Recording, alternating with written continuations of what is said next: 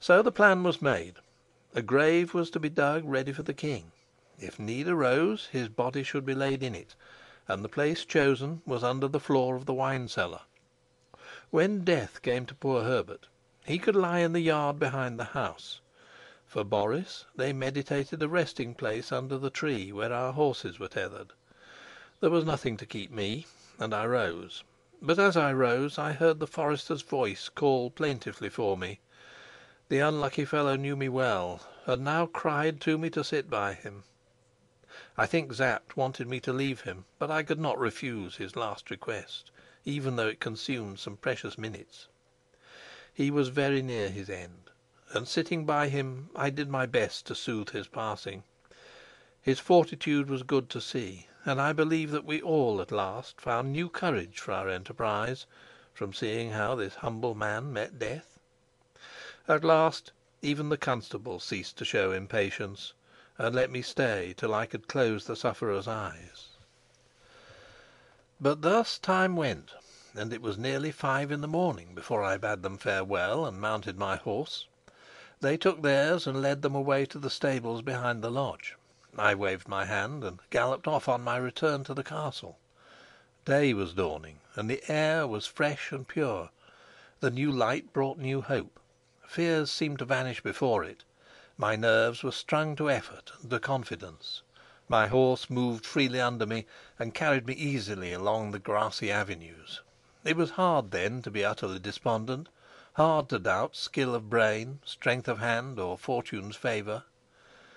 The castle came in sight, and I hailed it with a glad cry that echoed among the trees. But a moment later I gave an exclamation of surprise and raised myself a little from the saddle, while I gazed earnestly at the summit of the keep. The flagstaff was naked. The royal standard that had flapped in the wind last night was gone. But by immemorial custom the flag flew on the keep when the king or the queen was at the castle. It would fly for Rudolf V no more. But why did it not proclaim and honor the presence of Queen Flavia? I sat down in my saddle and spurred my horse to the top of his speed. We had been buffeted by fate sorely, but now I feared yet another blow. In a quarter of an hour more I was at the door. A servant ran out, and I dismounted leisurely and easily.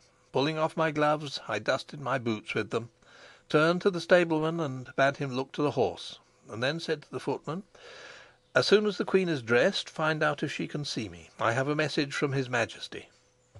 The fellow looked a little puzzled, but at this moment Hermann, the king's major domo, came to the door.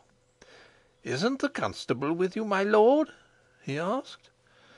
"No, the constable remains at the lodge with the king," said I carelessly, though I was very far from careless.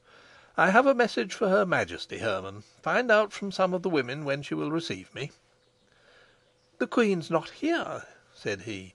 "Indeed, we've had a lively time, my lord. At 5 o'clock she came out, ready dressed, from her room, sent for Lieutenant von Bernenstein, and announced that she was about to set out from the castle. As you know, the mail train passes here at 6." Hermann took out his watch. "Yes, the queen must just have left the station." "Wherefore?" I asked, with a shrug for the woman's whim. "Why, for Strelsau. She gave no reasons for going, and took with her only one lady, Lieutenant von Bernenstein being in attendance. It was a bustle, if you like, with everybody to be roused and got out of bed, and a carriage to be made ready, and messages to go to the station, and " "She gave no reasons?" "None, my lord. She left with me a letter to the constable, which she ordered me to give to his own hands as soon as he arrived at the castle. She said it contained a message of importance, which the constable was to convey to the king, and it must be entrusted to nobody except Colonel Sapt himself. I wonder, my lord, that you didn't notice that the flag was hauled down." "Tut, man, I wasn't staring at the keep. Give me the letter." For I saw that the clue to this fresh puzzle must lie under the cover of Sapt's letter.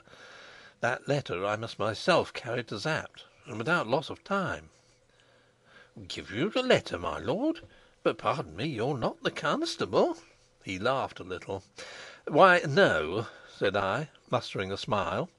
"It's true that I'm not the constable, but I'm going to the constable. I had the king's orders to rejoin him as soon as I had seen the queen, and since Her Majesty isn't here, I shall return to the lodge directly a fresh horse can be saddled for me. And the constable's at the lodge. Come, the letter." "I can't give it to you, my lord. Her Majesty's orders were positive." "Nonsense! If she had known I should come and not the constable, she would have told me to carry it to him." "I don't know about that, my lord. Her orders were plain, and she doesn't like being disobeyed." The stableman had led the horse away. The footman had disappeared.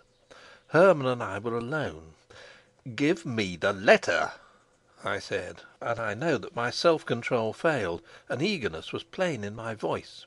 Plain it was, and Hermann took alarm. He started back, clapping his hand to the breast of his laced coat. The gesture betrayed where the letter was. I was past prudence. I sprang on him and wrenched his hand away, catching him by the throat with my other hand. Diving into his pocket, I got the letter. Then I suddenly loosed hold of him, for his eyes were starting out of his head. I took out a couple of gold pieces and gave them to him.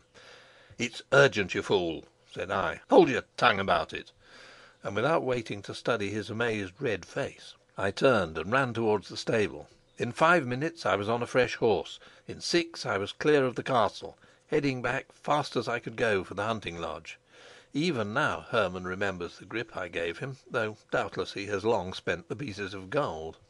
When I reached the end of this second journey, I came in for the obsequies of Boris. James was just patting the ground under the tree with a mattock when I rode up. Sapt was standing by, smoking his pipe. The boots of both were stained and sticky with mud. I flung myself from my saddle and blurted out my news. The constable snatched at his letter with an oath.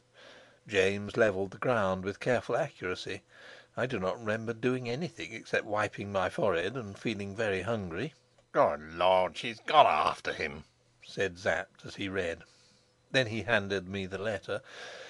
I will not set out what the queen wrote. The purport seemed to us, who did not share her feelings, pathetic indeed and moving, but in the end, to speak plainly, folly. She had tried to endure her sojourn at Zenda, she said, but it drove her mad. She could not rest. She did not know how we fared, nor how those in Strelsau. For hours she had lain awake. Then, at last falling asleep, she had dreamt. "I had the same dream before. Now it came again. I saw him so plain. He seemed to me to be king and to be called king, but he did not answer nor move. He seemed dead, and I could not rest." So she wrote, ever excusing herself, ever repeating how something drew her to Strelsau, telling her that she must go if she would see "him whom you know" alive again. And I must see him. If the king has had the letter, I am ruined already. If he has not, tell him what you will or what you can contrive, I must go. It came a second time, and all so plain. I saw him. I tell you I saw him. I must see him again. I swear I will only see him once. He's in danger. I know he's in danger, or what does the dream mean? Bernenstein will go with me, and I shall see him. Do forgive me. I can't stay. The dream was so plain." Thus she ended, seeming half frantic with the visions that her own troubled brain and desolate heart had conjured up to torment her. I did not know that she had before told Mr. Rassendyll himself of this strange dream, though I lay small store by such matters, believing that we ourselves make our dreams, fashioning out of the fears and hopes of to-day what seems to come by night in the guise of a mysterious revelation. Yet there are some things that a man cannot understand, and I do not profess to measure with my mind the ways of God. However, not why the queen went, but that she had gone, concerned us.